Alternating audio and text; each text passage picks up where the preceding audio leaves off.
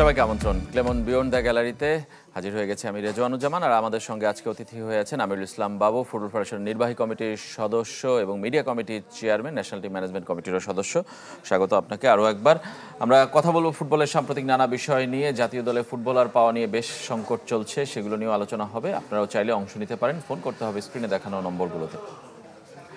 প্রথমে আমিরুল ইসলাম বাবুর কাছে জানতে চাই যে আপনারা গতকাল ন্যাশনাল টিম ম্যানেজমেন্ট কমিটি একটা মিটিং করেছেন, সেখানে আমরা দেখছিলাম যে আসলে বাংলাদেশের সবচেয়ে বড় ক্লাব সাফল্যের বিচারে সাম্প্রতিক সময় বসুন্ধরা কিংস তাদের বেশ কিছু ফুটবলার ন্যাশনাল টিমে তারা ছাড়ছে না, কিন্তু ফিফা রুলস অনুযায়ী তারা ছাড়তে বাধ্য নয়।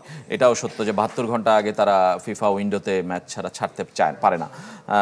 সেই ক্ষেত্রে আপনারা আসলে কি করছেন? মানে আমরা যেটা অবাক হয়েছে, আমি অবাক হয়েছি যে বসুন্ধরা কিংসে কোনো কর্মকর্তার সাথে ফুটবল ফেডারেশন যোগাযোগ করতে পারেনি, তাদেরকে খুঁজে পাওয়া যাচ্ছে না। মানে সেইটা কি একটু অবাক করা কিনা আপনার কাছেও? ধন্যবাদ রেজওয়ান আপনাকে। আমরা কোচের পরামর্শ অনুযায়ী আমরা বাংলাদেশ জাতীয় ফুটবল দল, আপনারা জানেন যে আগামী 6 তারিখ এবং 9 তারিখ, 6 সেপ্টেম্বর এবং 9 সেপ্টেম্বর আপনার কাঠমান্ডুতে নেপালের সঙ্গে দুটি ম্যাচ আছে, এবং সেই ম্যাচকে সামনে রেখে আমরা প্রত্যেকটা ক্লাবকে কোচ যেই খেলোয়াড়দেরকে কল করেছে, পারফরমেন্স অনুযায়ী যাদেরকে পছন্দ করেছে, যাদের খেলা তার কাছে ভালো লেগেছে, যার পরিপ্রেক্ষিতে আমাদের ফুটবল ফেডারেশনে এবং ম্যানেজমেন্ট কমিটির কাছে একটা লিস্ট দিয়েছে। সেই লিস্ট মোতাবেক আমরা প্রত্যেকটা ক্লাবকে আমরা চিঠি দিয়েছি, এবং সেই চিঠিটা আমরা দিয়েছি 10 তারিখে, এবং সেই চিঠিতে আমরা উল্লেখ করেছি যে আপনার এই খেলোয়াড়কে আগামী 15 তারিখ সশরীরে আমাদের কোচের কাছে রিপোর্ট করার জন্য। তা আমরা 10 তারিখে চিঠি দেওয়ার পরে 15 তারিখে আমাদের আবাহনী ক্লাবের প্লেয়ার এবং অন্য দলের যেসব প্লেয়াররা আছে তারা কিন্তু হাজির হয়েছে। হাজির হওয়ার পরে কিন্তু আমরা দেখলাম যে ওই দিন বসুন্ধরার প্লেয়ার আসে নাই, যার পরিপ্রেক্ষিতে বসুন্ধরার প্লেয়ার না আসার জন্য পরবর্তীতে আমরা আমাদের দলীয় যে ম্যানেজার আমরা আমির খানকে আমরা বলি, এবং বলার পরে আমির খান চেষ্টা করে বসুন্ধরা কিংসের ম্যানেজারের সাথে কথা বলার। তারপরে আপনি জানেন যে আমাদের বাংলাদেশ ফুটবল ফেডারেশনের সম্মানিত সিনিয়র সহসভাপতি ইমরুল ভাই, এবং সেই সঙ্গে উনি আমাদের এই ন্যাশনাল টিম ম্যানেজমেন্ট কমিটিরও ডেপুটি চেয়ারম্যান। তা আমরা তার সঙ্গে ম্যানেজার, আমি, ফুটবল ফেডারেশনের থেকে আমাদের যারা কর্মরত আছে তারাও যথেষ্ট চেষ্টা করেছে তার সঙ্গে যোগাযোগ করার, কিন্তু তাদেরকে আমরা পাইনি, মুঠোফোনেও পাইনি। যার পরিপ্রেক্ষিতে আমরা যখন পাইনি, পরবর্তীতে আমরা দেখলাম যে আপনার 15 তারিখের পরে 17 তারিখে আমাদেরকে তারা বসুন্ধরা কিংসের সাধারণ সম্পাদকের স্বাক্ষরিত একটা চিঠি তারা আমাদেরকে দেয়, এবং সেই চিঠিতে তারা উল্লেখ করে যে তারা খেলোয়াড় ছাড়তে পারবে না। যার পরিপ্রেক্ষিতে আমাদের বাংলাদেশ ফুটবল ফেডারেশনের সম্মানিত সভাপতি তাবিদ আওয়াল কিন্তু উনি আবার আমাদের ন্যাশনাল টিম ম্যানেজমেন্ট কমিটিরও সভাপতি, উনি আমাদেরকে ইমার্জেন্সি একটা মিটিং কল করলো এই পরিস্থিতিতে আমাদের কি করণীয়। যার পরিপ্রেক্ষিতে আমরা গতকালকে আমাদের যে ইমার্জেন্সি কল করা হয়েছে, ওখানে আমরা যারা কমিটি মেম্বার আছি আমরা সবাই প্রায় উপস্থিত ছিলাম। তা উপস্থিত থাকার পরে বিস্তারিত আলাপ আলোচনা হয়েছে, বিগত দিনেরও সব কিছু নিয়ে অনেক আলাপ আলোচনা হয়েছে। তা আমরা যেহেতু আমাদের ক্লাবগুলি বিগত দিনেও মোহামেডানের কথা বলেন, আবাহনীর কথা বলেন, ব্রাদার্সের কথা বলেন, মুক্তিযোদ্ধার কথা বলেন, কিংবা আপনার বসুন্ধরা কিংস, এই ক্লাবগুলা যেসব খেলোয়াড়দেরকে কল করা হয় তারা কিন্তু সশরীরে উপস্থিত হয়ে যায়। একটা জিনিস দেখেন আপনি, যে বাংলাদেশের যে খেলোয়াড়রা, সেই সব খেলোয়াড়দের কিন্তু একটা স্বপ্ন থাকে একটা বড় দলে খেলার। সেটা এখন বসুন্ধরা একটা ভালো টিম, নিঃসন্দেহে তারা ভালো দল গঠন করতেছে। এই বছরও আমি মনে করি তারা একটা চ্যাম্পিয়ন দল গঠন করেছে, চ্যাম্পিয়ন হওয়ার জন্য তারা ফাইট করতেছে। যার পরিপ্রেক্ষিতে আমাদের খেলোয়াড়দেরও কিন্তু একটা স্বপ্ন থাকে চ্যাম্পিয়ন দলে খেলার, এবং সেই সঙ্গে তাদের একটা স্বপ্ন থাকে ন্যাশনাল টিমে খেলবো। ন্যাশনাল টিমে খেলা মানে তাদের কিন্তু অর্থের দিক দিয়েও ক্লাবগুলা অনেক বেড়ে যায়। তো সেই ক্ষেত্রে আমরা অনেক ব্যাপারে অনেক আলাপ আলোচনা করলাম। আলাপ আলোচনা করে আমরা চিন্তা করে দেখলাম যে যেহেতু বসুন্ধরা কিংসের সাধারণ সম্পাদকের স্বাক্ষরিত একটা চিঠি আমাদেরকে দিয়েছে। সেই চিঠির পরিপ্রেক্ষিতে আলাপ আলোচনা সাপেক্ষে আমরা গতকালকে আমাদের সভাপতি এবং আমরা সর্বসম্মতিক্রমে আমরা একটা সিদ্ধান্ত নিলাম যে আমরাও তাদেরকে আবার অনুরোধ করে একটা চিঠি দিব।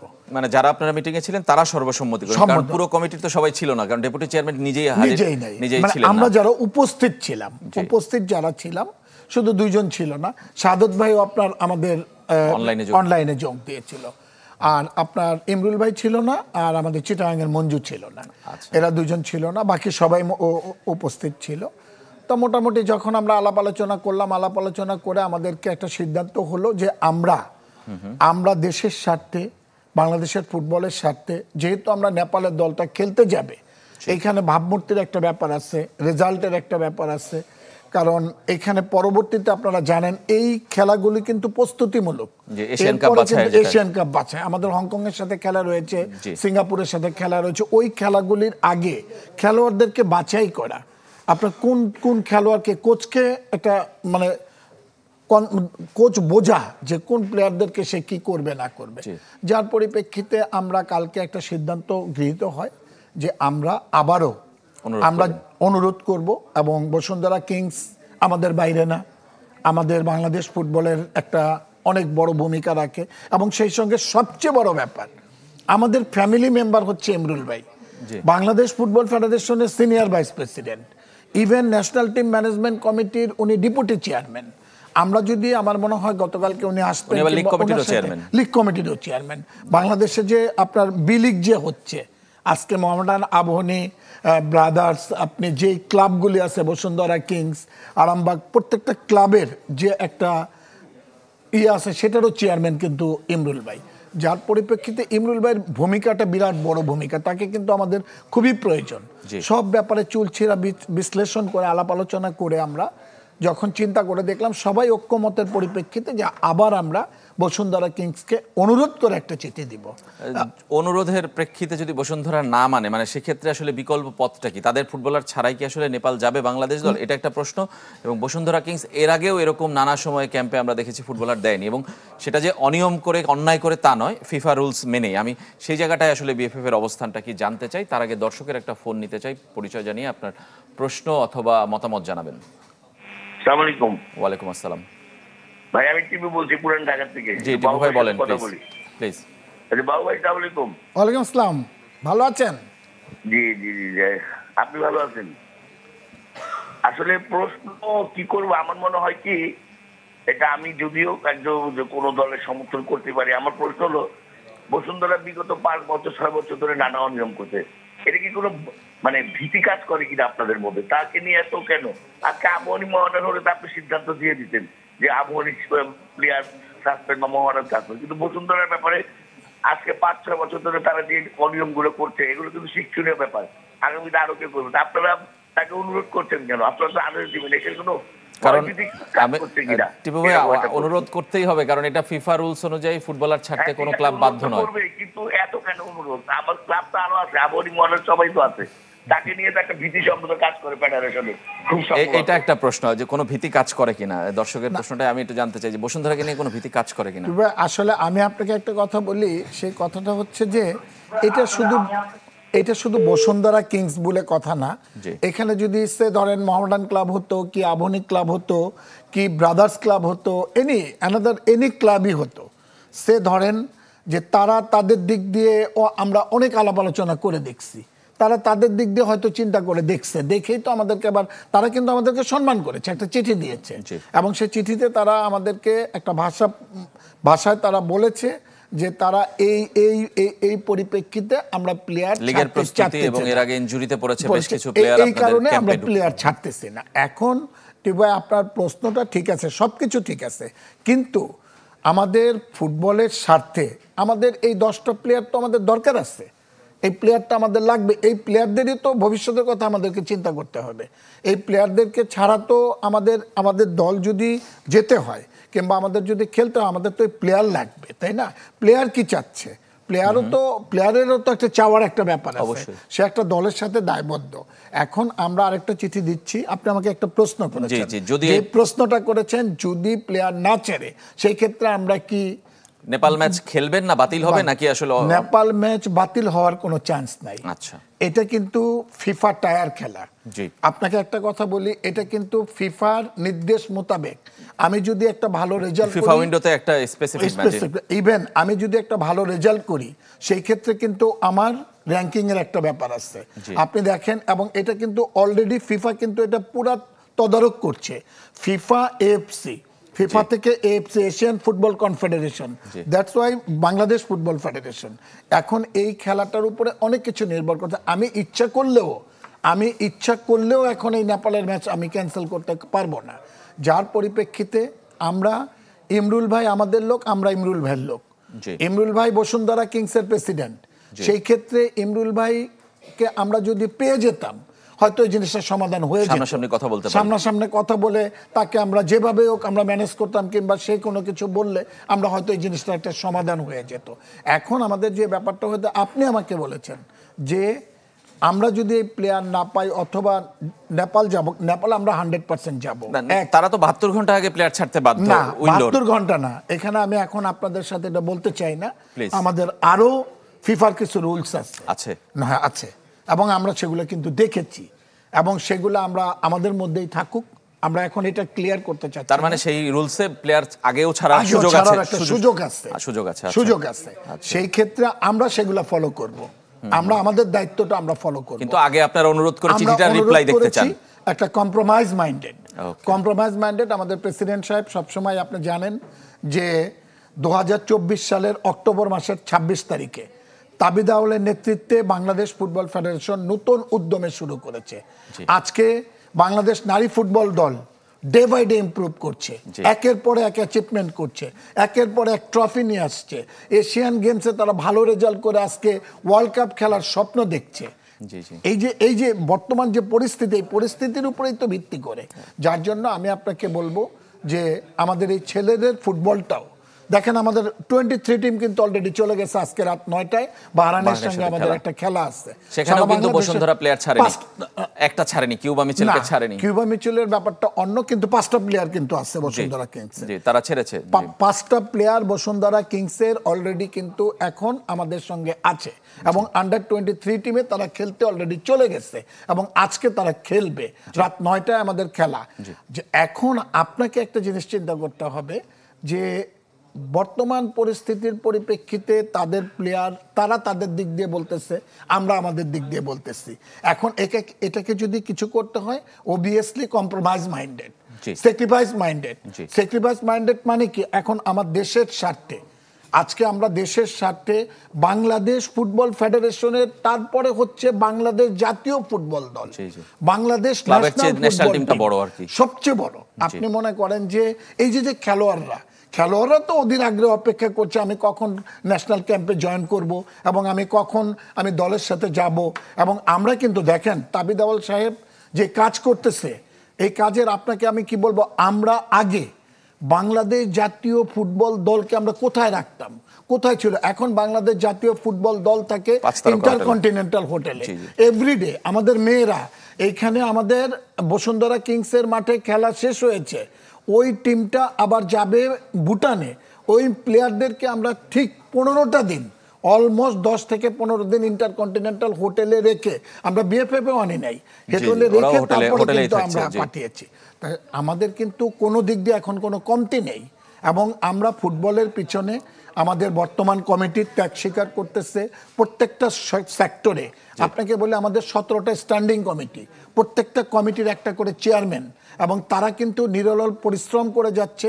তাদেরকে যাকে যে দায়িত্ব দেওয়া হয়েছে সেই দায়িত্বগুলো তারা অক্ষরে অক্ষরে পালন করছে, এবং যাতে করে বাংলাদেশের ফুটবল, তাবিদ আউয়ালের একটাই কথা যে ফুটবল মাঠে থাকবে, ফুটবলকে আমাদের সামনের দিকে নিয়ে যেতে হবে। বর্তমান পরিস্থিতির পরিপ্রেক্ষিতে বাংলাদেশ জাতীয় ফুটবল দলের র্যাঙ্কিং আরো বেটার পজিশনে নিয়ে যেতে হবে। মেয়েরা আজকে ওয়ার্ল্ড কাপ খেলার চিন্তা করতেছে, এবং অলমোস্ট একটা দ্বার কোনায় পৌঁছে গিয়েছে। আর বড় মাত্র অর্জন, 3টা জি। খেলা, কিন্তু এই 3টা খেলার মধ্যে যদি আল্লাহর রহমতে 2টা খেলা জয়লাভ করে, তাহলেই কিন্তু বাংলাদেশ নারী ফুটবল দল আজকে ন্যাশনাল ওয়ার্ল্ড টিমে কাপে চলে যেত। আপনি দুটো প্রশ্ন রেখে আমি বিশ্বকাপে খেলবে। বিরতিতে যেতে চাই। যে 17টি স্ট্যান্ডিং কমিটি কথা বললেন, কিন্তু কয়েকটি কমিটি এখনো পূর্ণাঙ্গ হয়নি। ন্যাশনাল টিম কিংবা নারীদের মূল টিম কেন্দ্রিক কি আসলে চিন্তাভাবনা ফুটবল ফেডারেশনের? কারণ ঘরোয়া ফুটবল কিংবা নিচের সারির লিগগুলো নিয়ে কোনো চিন্তাভাবনা আমরা এখন পর্যন্ত দেখছি না। এই প্রশ্নের উত্তরগুলো আপনার কাছে জানতে চাই। আমিরুল ইসলাম বাবু, একটা ছোট্ট বিরতি নিচ্ছি। ক্লেমন বিয়ন্ড দ্য গ্যালারিতে আমাদের সঙ্গেই থাকবেন।